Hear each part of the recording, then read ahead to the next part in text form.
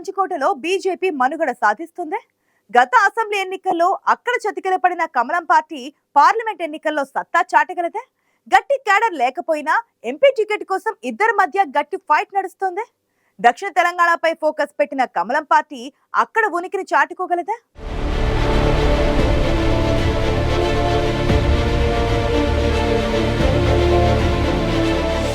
బలముందో లేదో గెలుస్తామో లేదో తర్వాత కేంద్రంలో మోదీ హవా నడుస్తోంది. కమలం పార్టీ హ్యాట్రిక్ కొడుతుందనే నమ్మకం నేతల్లో ఉంది. అందుకే పార్టీకి పెద్దగా పట్టులేని జిల్లాలో ఎంపీ సీటు కోసం కొందరు బీజేపీ నేతలు ప్రయత్నాలు ముమ్మరం చేశారు. జాతీయ నేతలను కలిసి పోటీ చేసే అవకాశం కల్పించాలని విజ్ఞప్తి చేస్తున్నారు. ఖమ్మం పార్లమెంట్ బీజేపీ టికెట్ రేసులో పలువురు నేతలు పోటీ పడుతున్నారు. ఖమ్మం లోక్సభ సీటు ఆశిస్తున్న వారిలో తాండ్ర వినోద్రావు, డాక్టర్ గోంగూర వెంకటేశ్వర్లు ఉన్నారు. దక్షిణ తెలంగాణపై కమలం పార్టీ స్పెషల్ ఫోకస్ పెట్టింది. నల్గొండ, ఖమ్మం పార్లమెంటు స్థానాల్లో ఈసారి బలమైన అభ్యర్థులను నిలబెట్టాలన్న ఆలోచనతో ఉంది బీజేపీ హైకమాండ్.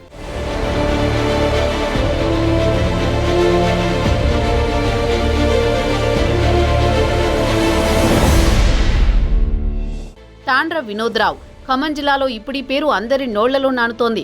భద్రాద్రి కొత్తగూడెం జిల్లా పాల్వంచవాసి అయిన Vinod Rao Khammam BJP MP seat కోసం గట్టి ప్రయత్నాలు చేస్తున్నారు. ఖమ్మం జిల్లాలో పార్టీ కార్యక్రమాలతో పాటు సేవా కార్యక్రమాలతో ప్రజల్లో ఉంటున్నారు వినోద్రావు.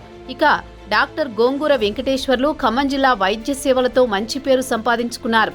ఇటీవలే బీజేపీ తీర్థం పుచ్చుకున్న వెంకటేశ్వర్లు ఖమ్మం ఎంపీ సీటు కోసం గట్టిగా ప్రయత్నిస్తున్నారు.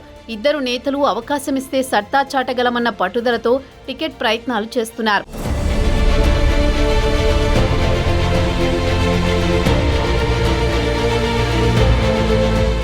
ఉద్యమాలకు పురిటిగడ్డ, కాంగ్రెస్ జిల్లాగా చెప్పుకునే జిల్లా ఖమ్మం.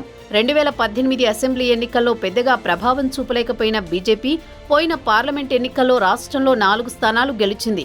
ఈసారి తెలంగాణలో 10 పార్లమెంటు సీట్లలో గెలుపు తథ్యమన్న ధీమాతో ఉంది కమలం పార్టీ.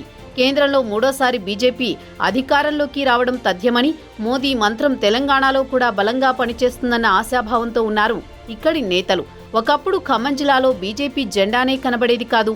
కానీ గత కొన్ని సంవత్సరాలుగా గత బీఆర్ఎస్ ప్రభుత్వానికి వ్యతిరేకంగా ధర్నాలు, రాస్తారోకోలతో ప్రజలను ఆకట్టుకునే ప్రయత్నాలు చేశారు కమలనాథులు.